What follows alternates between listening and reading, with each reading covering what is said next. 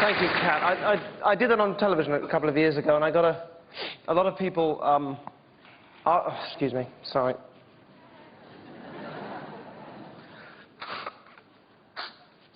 Sorry. eBay, obviously. A lot of people ask me why I did it.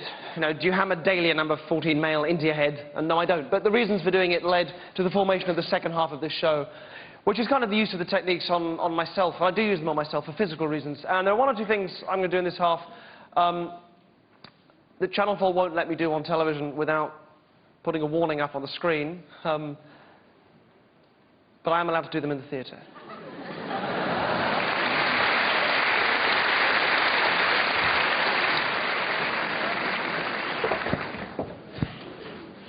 Okay, I'm going to try and get this up in the dress circle. When you get it, will you throw it back for me? Not back down here, but back up in the dress circle to somebody else, all right? Here it comes. Right, throw it up there again, not down here, just back up to somebody else up there, please. And I'm going to take the nearest guy, wherever it lands. Nearest guy, would you stand up for me, please? What's your name? Stephen. Stephen, what are you wearing on your feet? Boots, fantastic. Please leave the monkey where it is. Stephen, head down here as quickly as you can. Stephen, everybody, thank you very much. And from downstairs, I need a lady. A lady who is medically trained. A lady who is medically trained. So would you stand up for me? Just if you're medically trained, would you stand up for me? What's your name, lady in the front?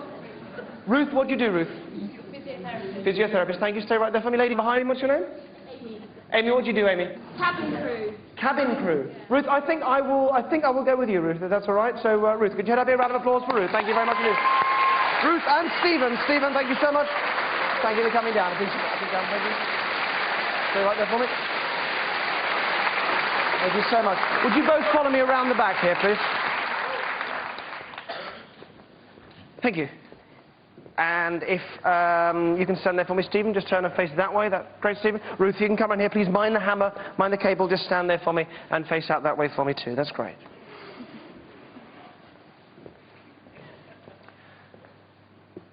Pain is very subjective. It's a subjective thing. Like when you're young and you tear around influential and you cut yourself. And you don't realise that you're cut until you look down and you see the blood, and then suddenly it starts to hurt. Or when you're in the bath and you've got your feet stuck out and there's hot water dripping on your toe and you don't know it's the hot tap, you think it's the cold tap. Suddenly when you look down and see it's the hot tap, suddenly it's scalding hot. Pain is very subjective.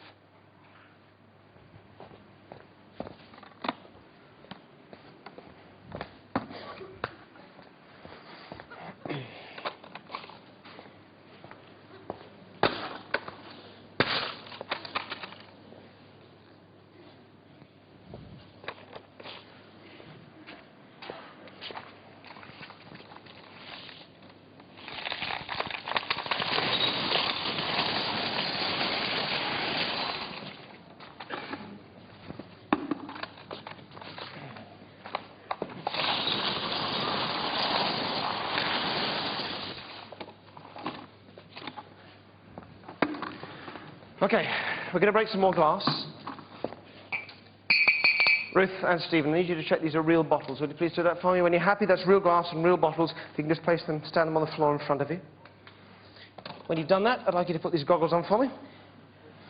And then I'd like you to place the gloves on for me too. It's just red wine stains on that, Stephen, you'll be fine. Okay, you're right-handed, aren't you? So if you can crouch down for me, Ruth. And with your left hand, I'd like you to take hold of the neck of the bottle through the towel. So like that, thank you.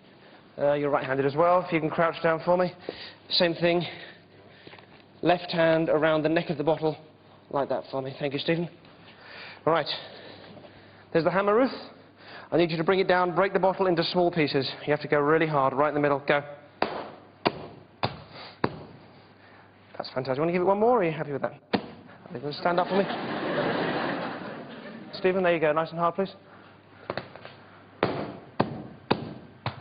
Fantastic. Stand up for me too, Stephen. Thank you.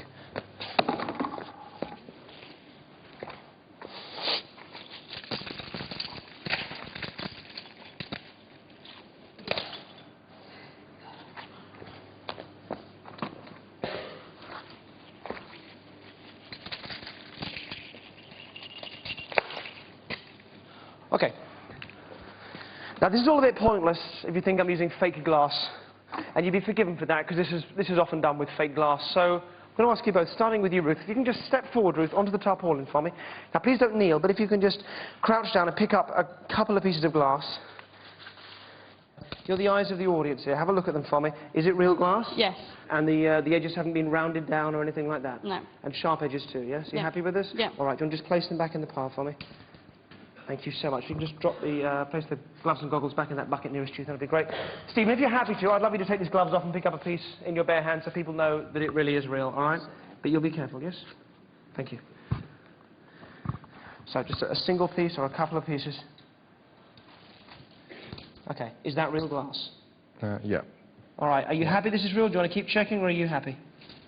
Please be careful. Yeah, I'm happy. You're happy? Show me your hands. Show me your hands. Great, thank you. Take the goggles off now. I'll take them back from you, Stephen. Thank you. Thank you. See, there are tools and techniques that I've taken on board and made part of who I am, which go back through a tradition of performers who had their heyday in the 1930s. And these are very diverse people. These are vaudevillians and fakirs. And there was one man around that time who went under the name of the Great Prestoni. That was the name that he used. And what Prestoni did, no one has done since him. Prestoni was able to cut off the oxygen to his brain.